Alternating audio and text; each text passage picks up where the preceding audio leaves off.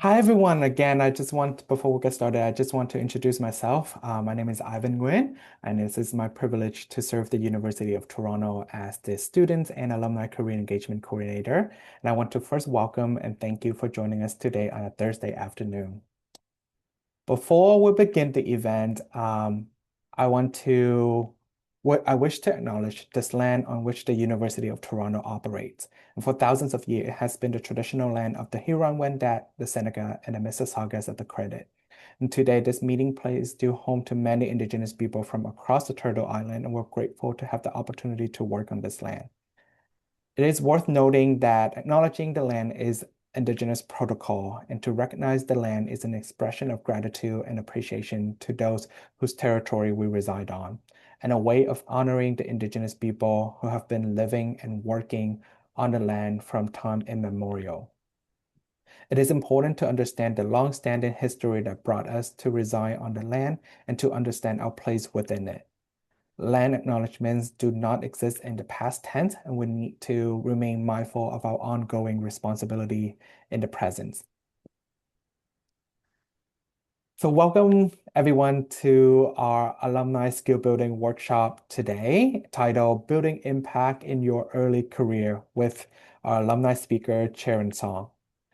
Chaerin is a lead data scientist behind the entire data function at a nationwide digital health platform serving over 500,000 users, a role that came about when the global health tech company Hims and Her acquired the Montreal-based startup LiveWell in 2025, making her the company's first data leader in Canada.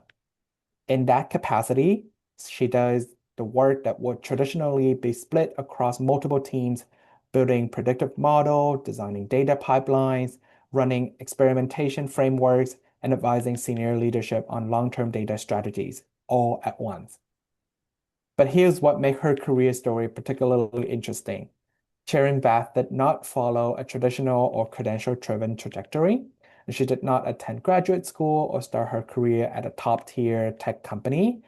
Instead, after graduating from UofT in 2023 with a degree in statistics and a minor in computer science and economics, she went on to earn 4 consecutive top performance review at Bell Canada as one of the only data scientists without a master's. She then joined LiveWell as an eight-person startup where her work immediately shaped how the entire company made decisions. When the acquisitions came, she was ready. And her path wasn't built on a perfect credential. It was built on seeking ownership early, communicating with decision makers, and consistently stepping into roles before feeling fully ready. Be ready to take note, and I encouraging you to drop your question in the chat throughout the presentation. And yes, we'll be sharing the section as a recording afterwards. But without any further ado, please join me in welcoming Chaerin. Hello, can you guys hear me? Yeah. Okay. Well, thanks for joining this session, and I'm really excited to be able to give back through this opportunity to my alma mater. I stay connected with University of Toronto for the past 3 years since I graduated, and I just love inspiring and getting inspired by the student body. So before I get into the ideas I want to share today, I thought it might be helpful to briefly show you my own journey. Not because it's extraordinary, but because it's actually quite normal.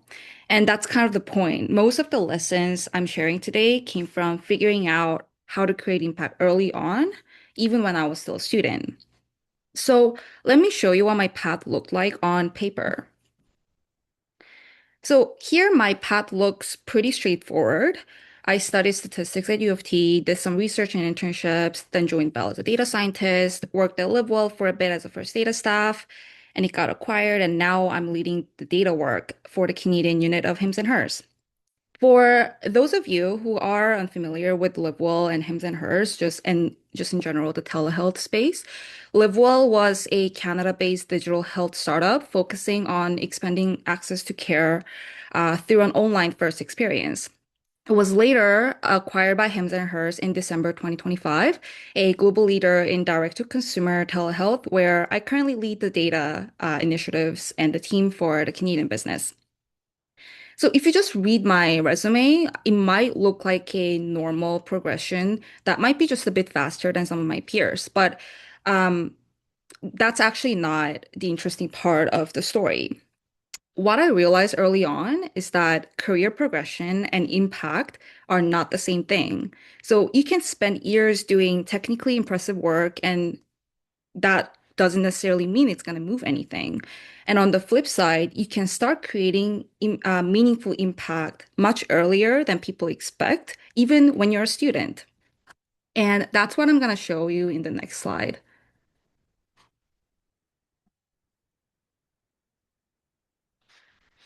So now if I look at the same journey, but this time through the lens of impact, the story becomes more interesting. So as a student, I was doing technically meaningful work, contributing to published research, building frameworks that teams actually ended up using. But at this stage, I still didn't understand how technical work connects to real world decision and impact. Then when I joined Bell, I started building models and data pipelines that supported business decisions. But I also realized something very important that a lot of technically good work still goes nowhere. Sometimes it's misalignment, sometimes priorities change, sometimes the problem wasn't the right one to begin with. When I later moved from a large enterprise to a startup environment, I faced another challenge. I initially approached problems the same old way, making them too complex or theoretical to make it look impressive. And it ended up slowing down my ability to create impact, which was a big challenge in the transition.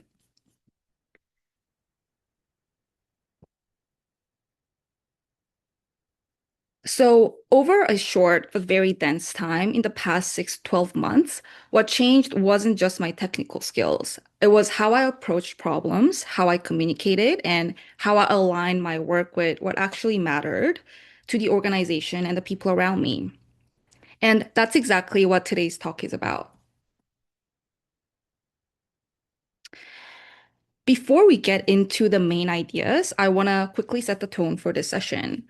What I'm sharing today isn't a universal formula for success, and it's simply a framework that has helped me think about how I create impact early in my career.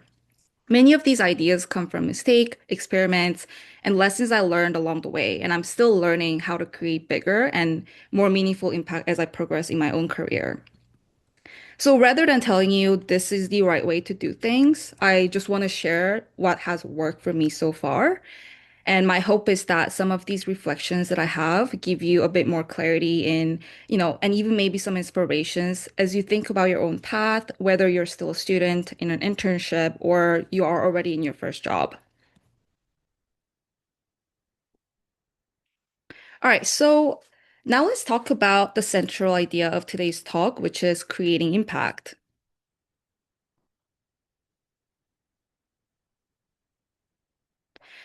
Let me ask you a quick question. Have you ever worked really hard on a project, spent hours analyzing something, building, writing something, and at the end, nothing really changed?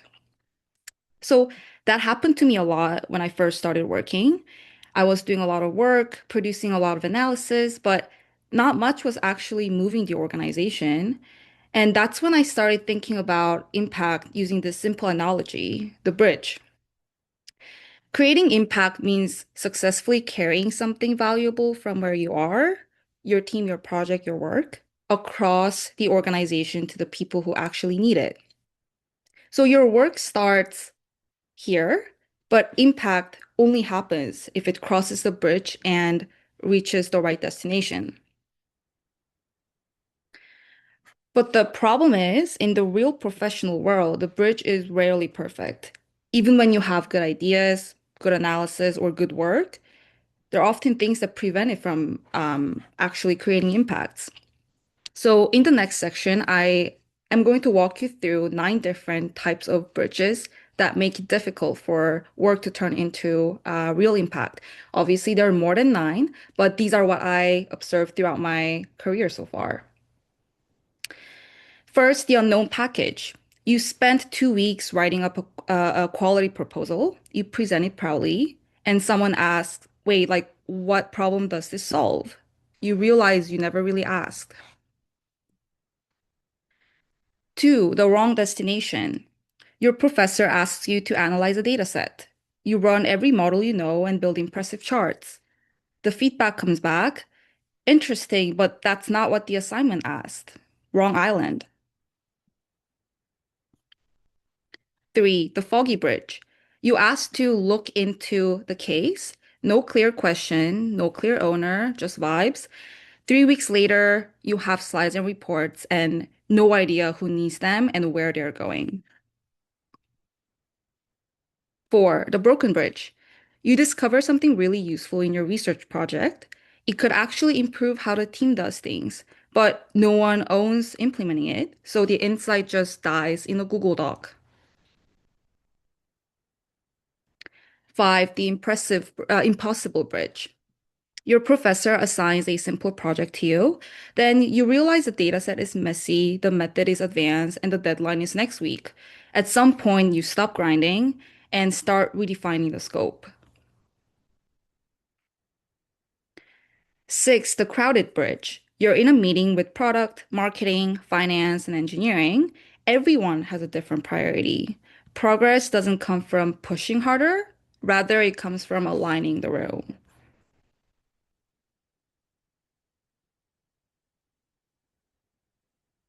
Seven, the handoff bridge. You finish your part of the group project early, but the presentation still depends on your teammate finishing the slides. Your work matters only if the baton gets passed. Eight, the long bridge. You launch a project expecting quick wins. Instead, it takes months of iteration, feedback, and small improvements. The biggest impact rarely happens overnight from my experience, but rather it compounds slowly. Lastly, the network of bridges. You think impact comes from one big project, but in reality, it comes from many small connections, teams, ideas, and decisions. Over time, those bridges form a network, and that's how things actually move.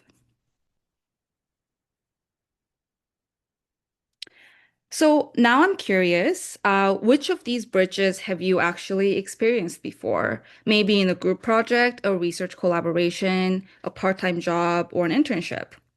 So Busher's gonna help me launch a quick poll, and you can select as many as apply. You don't have to overthink it, just choose the ones that feel familiar.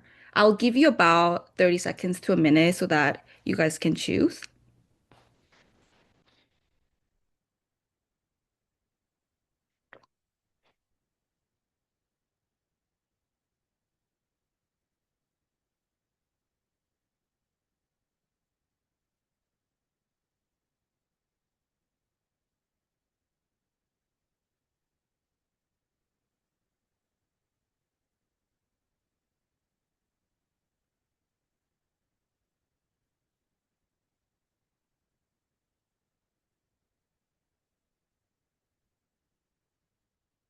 Okay, I think we can end the poll.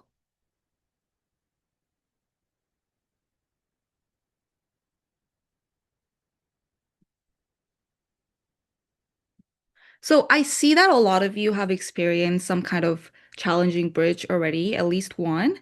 And that's also probably why you guys are even here today in this session. And based on the numbers that I see, many of you might have experienced multiple of them at the same time, which basically means welcome to the professional world.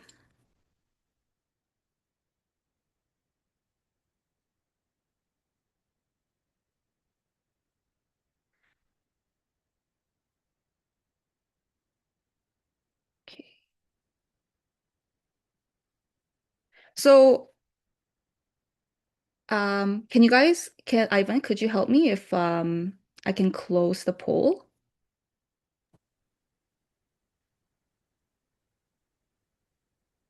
Yeah, it should be closed now. Okay. Sorry. So, looking at these examples and your responses, something important becomes clear. Very often, many of these bridges occur at the same time.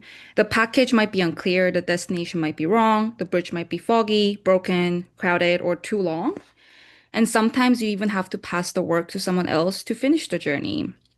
So, creating impact isn't just about doing good work your own. It's about navigating all of those obstacles all at once. And that's exactly why you need a system, because if you rely on luck or intuition every time, impact becomes very inconsistent. Now, here's the interesting thing. When I started thinking about all these broken bridges, I realized something. There is one skill that dramatically increases your ability to create impact consistently. But the funny thing is, it's rarely taught in school and it's rarely written in job descriptions. Yet in practice, it's one of the highest leverage skills you can develop early in your career. And before I show you what it is, I'm curious what you guys think. So let me ask you a quick question. What do you think is the most important skill for creating impact? If you have to pick one, maybe it's communication, maybe it's leadership, technical expertise, or maybe it's networking. If you guys can, drop your answer in the chat, please. And you don't have to worry about being right or wrong. I'm just curious what comes into your mind.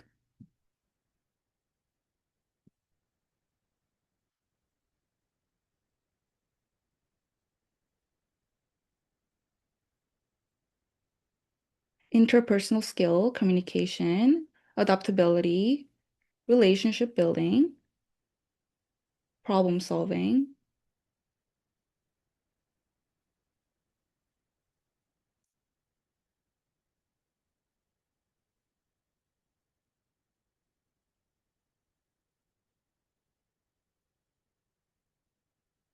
Adaptability, yes. Depends on what type of impact you want to create.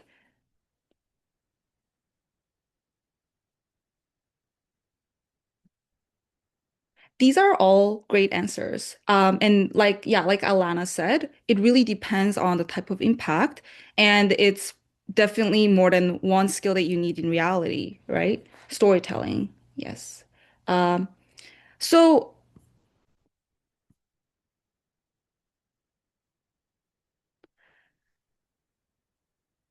out of many skills that are used to create impact in an organization, which a lot of you guys already have told me good answers, I want to focus on a specific impact framework that I used that really differentiated myself from my peers as an intern at BlackBerry, as a junior data scientist at Bell, and now as I lead the data department at Hims& Hers Canada.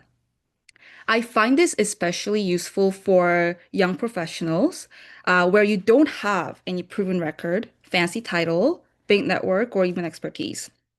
When I see my friends and colleagues who thrive even as juniors, I see them carrying the same idea when they work, however they name it for themselves. And I decided to call it the OTO Impact Framework, where it stands for Observe, Translate, and Offer.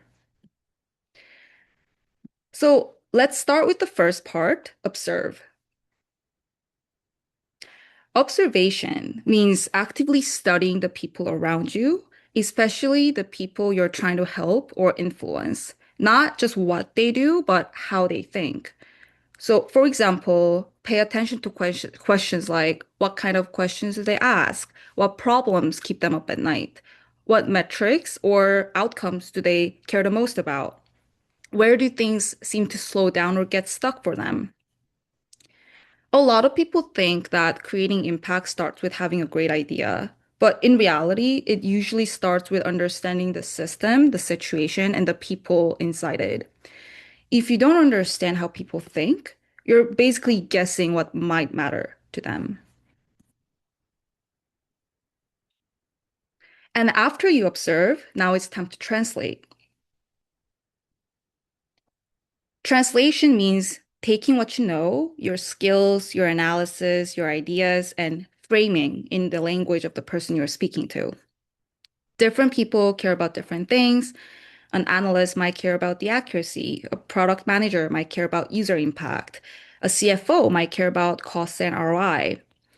If you present the same idea the same way to everyone, it often won't land. So translation means asking what problems are they trying to solve? What objections might they have? What language or framing will resonate with them? Here, the goal isn't to show how smart you are, um, but to make it easy for people to say yes to their idea.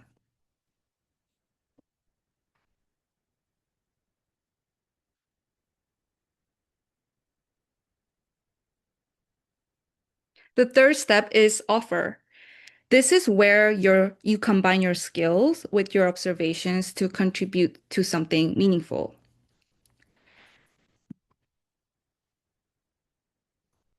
Maybe you solve a problem that nobody has addressed yet. Maybe you build an analysis or tool using knowledge you've gathered along the way by observation and translation.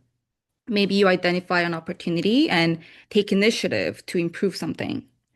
But here's something important I noticed. Many ambitious young professionals jump straight into this step of offering, then try to offer solutions immediately instead of going through observation and translation. If you skip the first two steps, the impact seems to be often very limited. Without observing first, you might solve the wrong problem, and without translating, even the best solution might be ignored. So the real leverage comes from combining all three. Again, observe, translation, and offer.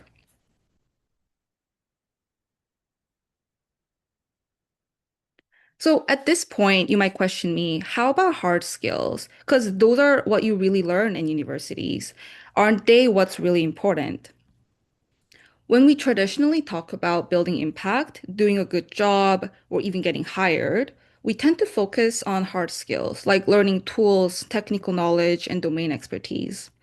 And admittedly, these are very important, but the way I see it is that they're only ingredients.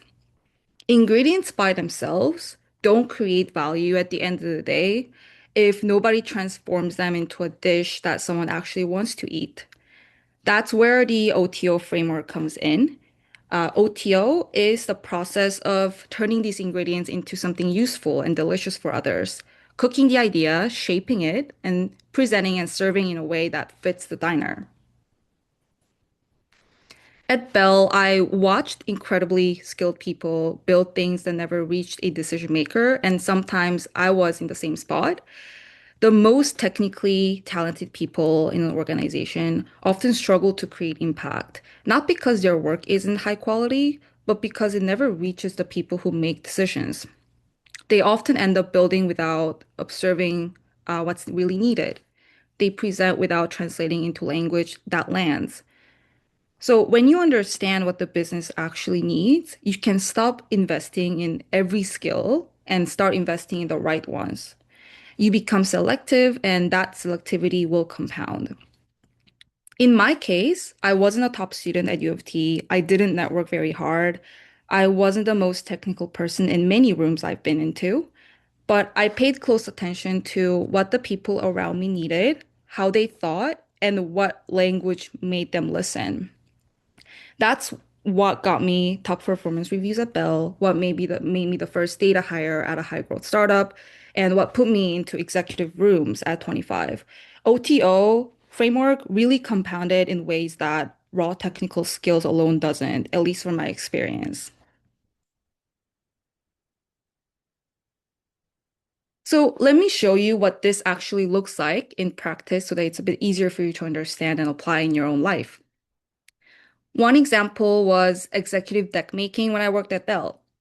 Over time, my decks became the team's model examples for executive presentations. But it wasn't because I was the best designer or the most technical person. What I did first was observe. I paid close attention to how executives and stakeholders actually read decks, what they skimmed, where they paused, and what questions they repeatedly asked. Then I translated my work. Instead of presenting technical ideas as they are, I reframe them as solutions to a real business problem that the team acknowledges. And then finally, I offer something useful, decks that executives could quickly understand and act on, rather than decks that were technically impressive but hard to interpret or use. So the impact didn't come from the good implementation alone. It came from understanding the audience and shaping the work for them so that the makers can continue my journey of creating impact for me. Another example comes from my current role at Hems and Hers. One thing I try not to do, is wait for teams to request projects to me. Instead, I start by observing recurring pain points across departments, places where decisions feel unclear, slow, or difficult. And when I see something that data can help with, I go talk to the subject matter experts and learn their context. Then, using my existing context and hard skills, I translate the problem into outputs that make sense for them. Not dashboards for data people, but things operators can act on immediately to change the business. Finally, I offer something proactive. For example, I built a weekly medical insight summary and strategy guidance for the chief medical officer. It wasn't something that was requested, but because it spoke directly to their needs, it was adopted quickly and then improved through feedback. So again, the impact didn't come from the analysis or model alone, but rather from observing the real problems, translating into their language, and offering something actionable.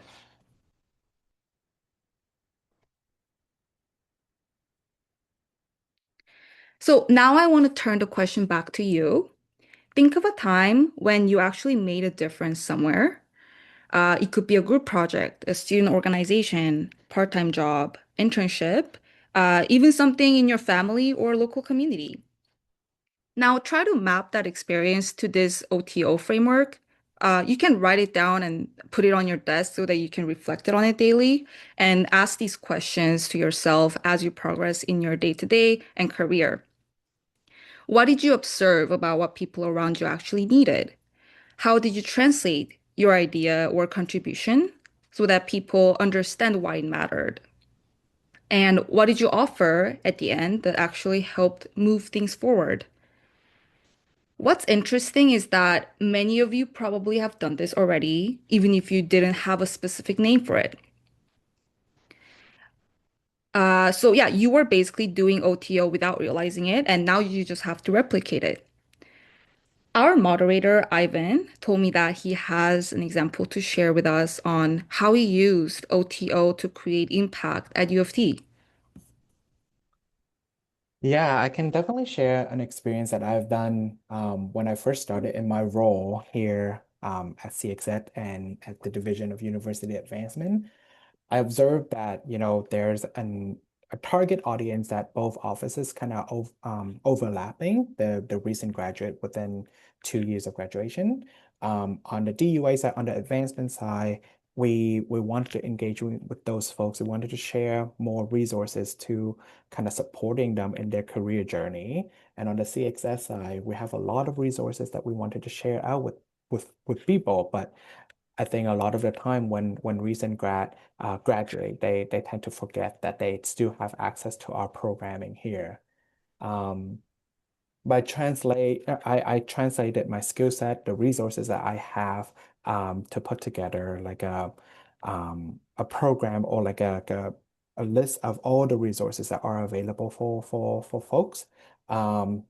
And including that developing like a communication plan with our recent graduates during their convocation time. All of them will get an email with a new grad career toolkits that they can opt in and access all of these resources over the next 2 year or even beyond. And like I said, I created like develop I developed like a new grad career toolkit, developing like a communication plan to kind of sending it out and sharing these resources with everyone as wide as possible. It has been every single year we think about ways to um planning or like amplifying these resources or adding more resources so that our recent graduates can have can feel more supported as they transition from university to their professional life. Thanks for sharing your experience, Ivan. That all of that compounds to all these amazing programs you're offering, including this session today, right? Yeah. So, if you, yeah, like you might have not realized that you're applying the OTO framework yourself, but if you really think back, there were probably times that you successfully created impact by following Mhm. this path of observe, translate, and offer. Thanks again, Yeah, Ivan. for sure.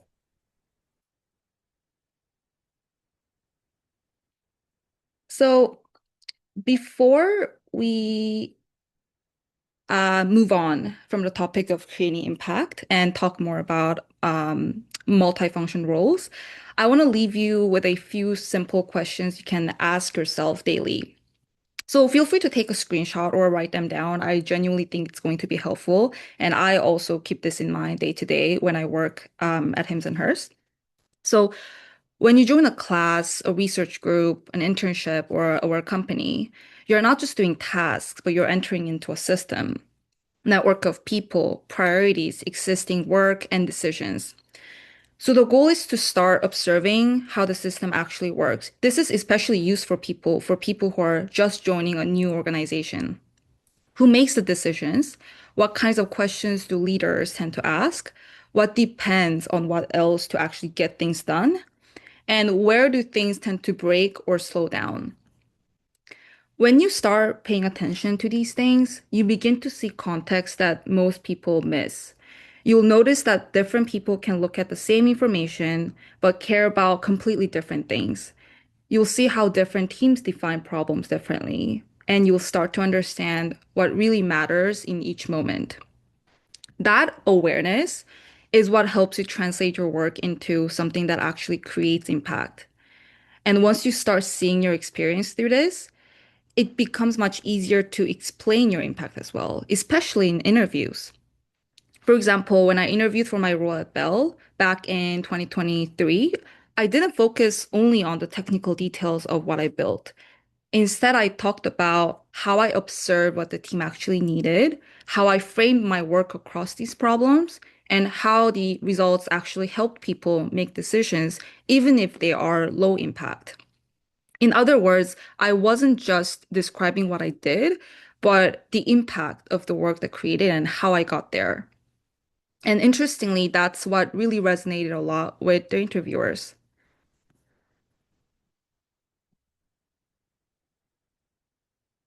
Now, if you think about this OTO framework, you might notice something interesting. People who consistently create impact early in their careers often start doing work that crosses traditional role boundaries. They're not just doing one narrow function, they're observing the business, translating ideas between people, and offering solutions that connect different parts of the organization. And that often leads them into what I like to call multifunction roles. Before we finish the session, I want to share a quick perspective on why this matters. So let's look at two patterns that often show up in organizations. Imagine two people who are both very talented. On the left is someone like Mike. Mike focuses heavily on building deep technical expertise. He spends a lot of time mastering tools, frameworks, and solving complex problems within his domain. On the right is someone like Jessie. Jessie also has skills, but she tends to spend more time thinking about how her work connects across people, team, and decisions. She talks to stakeholders, looks at the broader context, and tries to align different parts of the organization. Neither of these approaches, Mike or Jessie, is inherently better. They simply represent different types of operating in an organization. So actually, let's do a quick poll. Looking at these two profiles, Mike and Jesse, which one do you resonate with more right now? Mike, who focuses mainly on building strong technical or functional skills, or Jesse, who spends more time thinking about how her work connects across people and decisions, or maybe a mix of both. I'll give you a few seconds.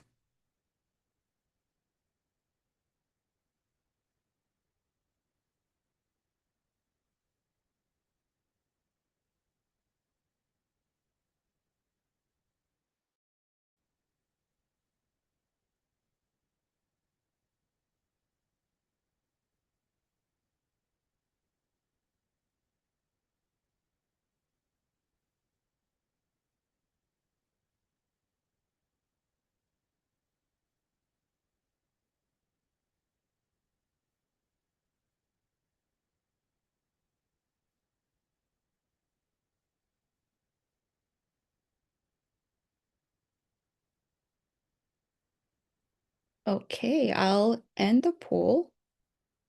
So honestly, when I was preparing this session, I anticipated that more of you will say Mike, mainly because university is a very academic organization.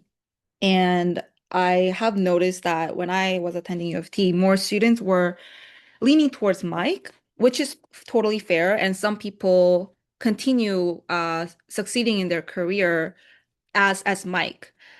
And today I see that the poll result actually says that you guys are more like Jesse.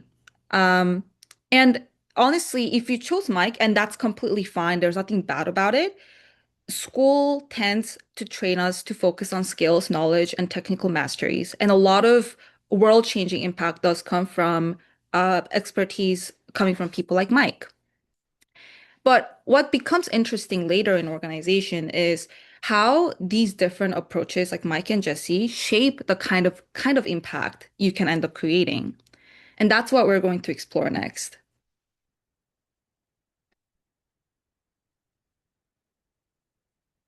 So once you start thinking about impact this way, you will notice that roles in organizations often take different shapes.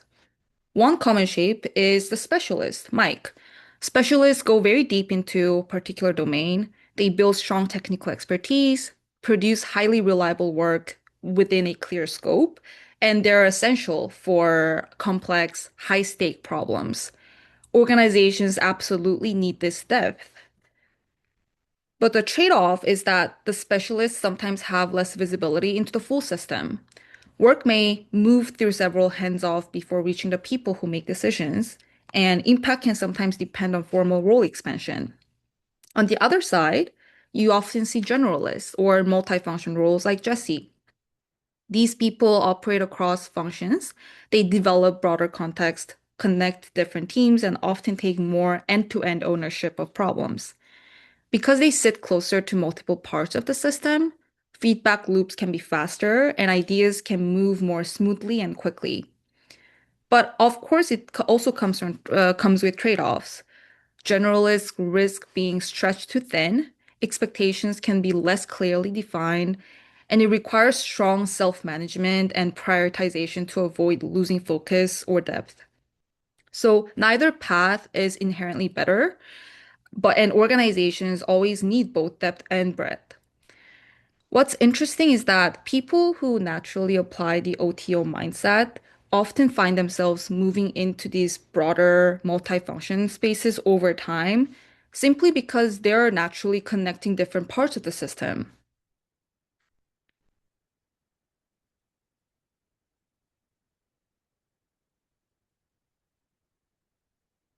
So after seeing what these two role shapes look like day to day, a natural question would be, what does Jesse's type of generalist role actually work today?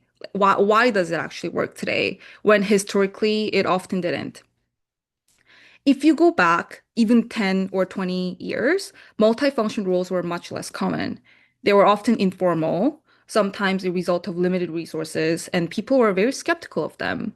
It was easy to see them as someone lacking focus or depth. You would mostly see these kinds of roles in startups where people simply had to wear multiple hats. For example, someone might be doing both sales and engineering or both product design and development because the team was small and everyone had to cover more ground. But the environment around work has changed quite a bit in the past decade. Today, with better tools like AI, better data infrastructure, and faster ways to communicate and automate tasks, a single person can operate with a much wider scope than before. Someone can now connect different parts of the organization, produce meaningful output at reasonable quality, and reduce the friction that used to happen through many layers of handoffs. In some cases, especially in smaller teams or high growth environments, one person can even operate large parts of a workflow with the help of automation and AI. That said, it's not about replacing specialists. High impact teams almost always need both deep specialists who push the frontier of the knowledge and multifunction contributors who help ideas travel across the system and turn into decisions and impact. So the real opportunity here isn't about choosing one or the other. but more about learning how to make your work travel further across the system by adopting the characteristics of both generalist and specialist, and recognizing that the path of the generalist, the multifunction contributor, is increasingly open for you guys.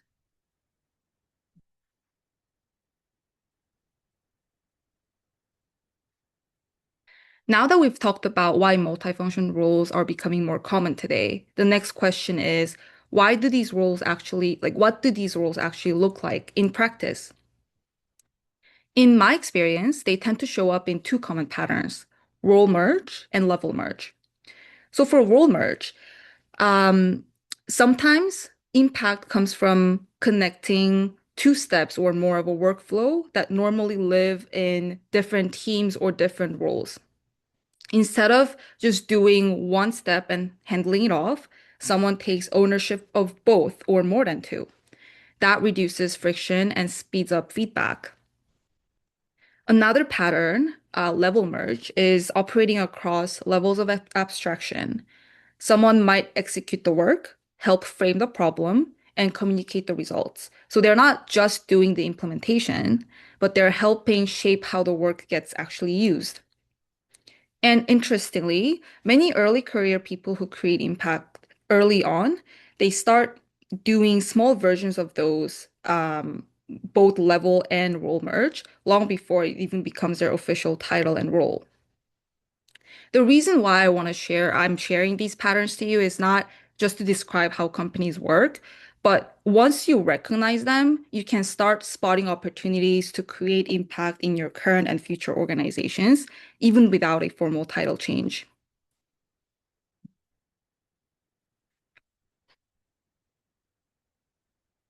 So lastly, let me make this more concrete by showing what this means for me in a typical week. My role is what I'd call a multifunction data role, where both the roles and the levels of work are merged together. Across a week, part of my time might go into data engineering work, building data transformation pipelines so that clean data flows into downstream analytics and modeling. And other times, I'll join business roundtables with executives. In those meetings, I'm not coding, I'm asking questions to understand the context behind the numbers and helping translate data into business decisions. Another part of the week might focus on business intelligence and analytics, where I automate recurring analysis so teams can get insights and action item without waiting for manual reports every day. And then there's also data science modeling, building predictive models that help leaders make better decisions or to insert into the existing system. And of course, like all of these don't happen all at once. It requires a lot of prioritization and focused block of work to move things forward without spreading attention too thin, which that might end up creating no impact at all. But across the week, I'm operating across engineering, analytics, strategy discussions and decision support. That's what I mean by both role merge and level merge, where I get to combine functions like engineering, analytics, and modeling, and moving between executions, framing, and stakeholder communication. And the OTO framework that we discussed earlier fits naturally here. I observe the business context in meetings, I translate data into language leaders can act on, and I offer tools, analysis, and models that help the business move forward.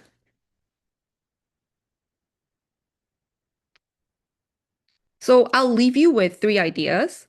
First, impact isn't just about what you build, it's about how far your work can travel across the organization and decisions. Second, hard skills are still very important, but think of them as ingredients. The OTO mindset is what turns those ingredients into something useful for others. And lastly, many impactful roles today aren't just specialist roles. They often involve multifunction roles where they connect different parts of the system. So wherever you are, student, new grad, or early in your career, you don't need to wait for a special title. You can start by observing how things work, translating ideas between people, and offering solutions that move things forward.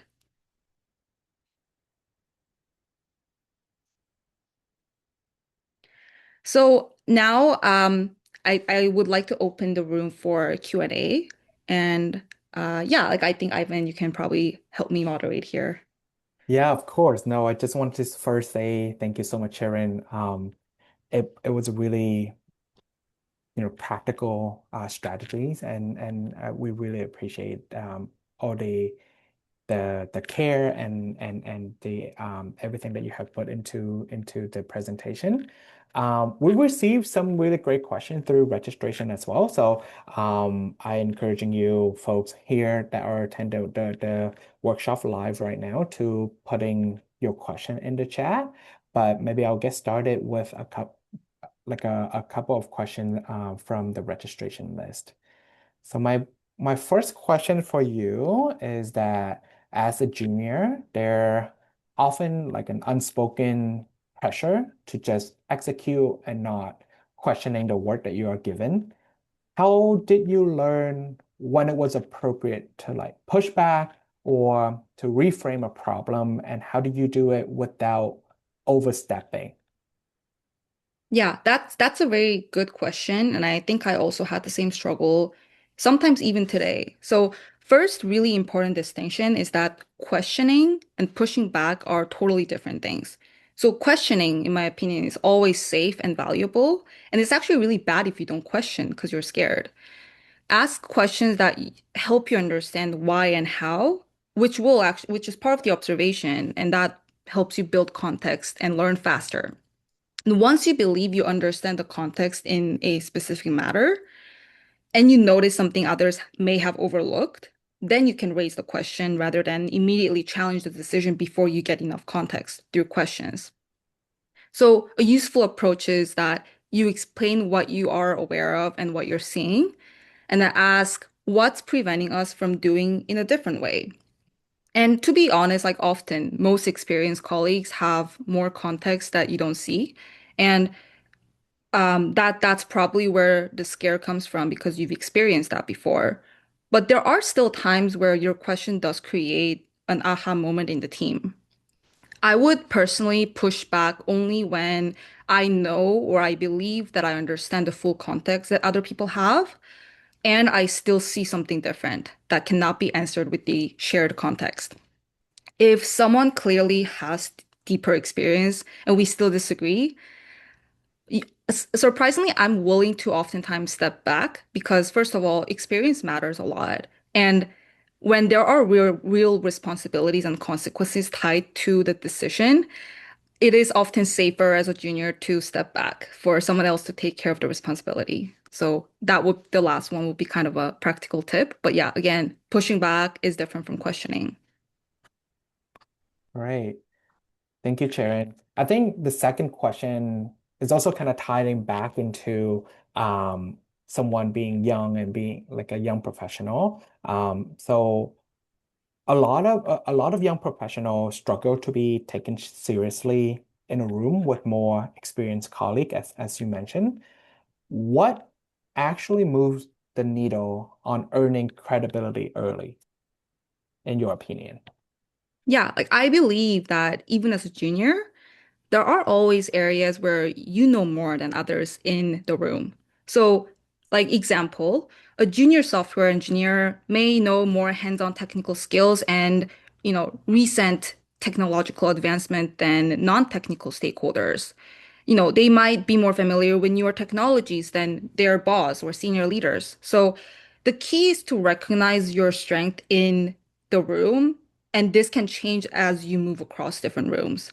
And this credibility as a junior, this can grow when you clearly express what you know and confidently ask, which ties back to your first question, Ivan, about what you don't know. So it has to be the combination of both that Mhm. where the credibility comes from. So it's about kind of like understanding what you know and what you don't know and letting others understand that you have a clear idea of what you need to ask questions to them versus what you're willing to offer confidently.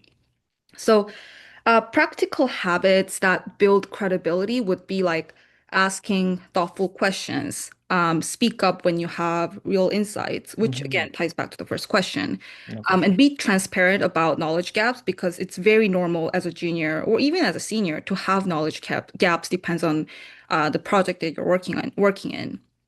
I see that many juniors are like they stay silent because of fear, but good questions themselves create credibility, especially as a junior, because that means your approach is correct. You are directionally aligned. And Hmm. on day one, we obviously can't expect to get instant credibility because it takes time to build it. But confidence, curiosity, and good questions, they accelerate the process of building credibility as a junior. Yeah, I 100% agree with that.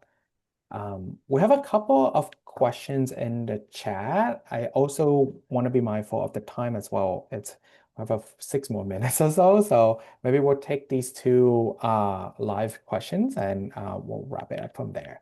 So the first question is, what kind of data do you work with, and what kinds of problem that you help solve in your role? I think this one is maybe specific for the work that you are doing at Hims and Her. Yeah, I'll keep it pretty short. So Okay. I do basically I do all different kind of data work that you can imagine in this business model of direct to consumer telehealth. So that includes care, which is about patient medical history and so on. And user acquisition, because it's a for-profit business, we are responsible for acquiring our own user as it's direct to consumer, and improving the funnel, the product. We also have a web and app, so improving the whole experience. What else? Like marketing. I work a lot with marketing data as well, and finance as well. Like I pretty much work with most of the cross-functional data you can possibly imagine in the business. And not only cross-functionally, I also work all the way from data engineering to reporting and building models and stakeholder communication. So it's a lot of different things. Mhm. And uh, if you're interested, I'm happy to take it offline and have a separate conversation on this.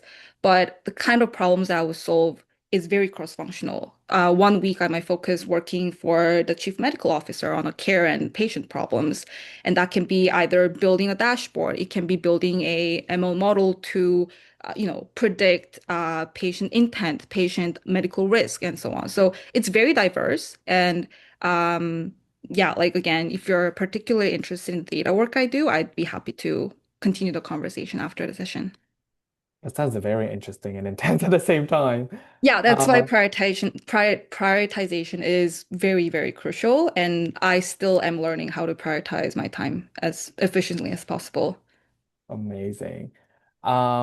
Maybe we'll end it with our last questions is how might someone implement this framework, I'm assuming the OTO framework, in remote work environments? Yeah, I think the core idea stays the same, even working remotely. I personally worked mostly remote when I was a student, and then I worked hybrid when I was at Bell, and now I work in person. But all of my US stakeholders at Hims and Hers are fully remote. So I understand there are differences, but I still do think that the core idea of having to observe, translate, and offer stay the same. I think where the difference comes from is how much you need to push people to even be able to observe. We do have the same issue when I'm working in person as a team in Montreal, and a lot of the people that I work in the US are remote. It's harder for them to observe us, but it's also like we have to give opportunity to them to observe how we work, to collaborate. And when you're the one who's working remotely, and I'm assuming that other people also work remotely, I think it's a bit easier because it's normalized. Everyone acknowledges the challenge of working remotely and sharing the knowledge. But that's where you really need to proactively push other people to share knowledge, ask questions, and different people have different preferred method of communication. My boss, he's an SMS and call person, while my US stakeholders, they would prefer Slack or having a quick meeting. So understanding what people's preferred communication method is and really pushing them to get information that you need, whether that's by having a 30-minute call, asking a Slack questions or emails, or just finding a different way to really get what you need to get. It takes time to learn, and honestly, it you really need to be diligent, and that's a challenge of remote work. but I still think the core idea stays the same. Great. Well, thank you so much, Chaerin. Maybe I'll turn it back to you for your last piece of information. Yeah, so before we completely wrap up, I wanted to share something I'm starting this year. So I like to connect with a few students or young professionals for a few intentional sessions of career conversation. This is part of my volunteer effort to give back and stay connected with my alma mater and the students. And the goal is simply to help people think through their career direction and how to turn their skills into real impact. We'll talk about things like career positioning, navigating internships on or early roles, and applying some of these ideas we discussed today. And if this sounds interesting to you, you can express your interest through the event feedback survey that Ivan's gonna send out. If so, please apply by March 31st, and I'll reach out to the selected students by April the 10th. If you like to stay connected or just continue the conversations, or if you had other questions, feel free to scan the bottom QR code and connect with me on LinkedIn. And maybe if you can just send me a little, note or chat saying that you come from the alumni speakers event. Thank you so much for being here today, guys. Awesome. Well, again, I just wanted to say thank you, Chaerin, for sharing your career journey and with us today and really practical strategies in order to build impact early in our careers. And I really, on behalf of CXZ, I really truly appreciate your time and the knowledge that you brought to the workshop today. Before wrapping up, we would love to hear your feedback, and please take a moment to scan the QR code on your screen with your phone camera to complete our event survey. And for your convenience, we're also dropping the survey link in the chat. Keep an eye on your inbox as well. We'll send the survey via email shortly.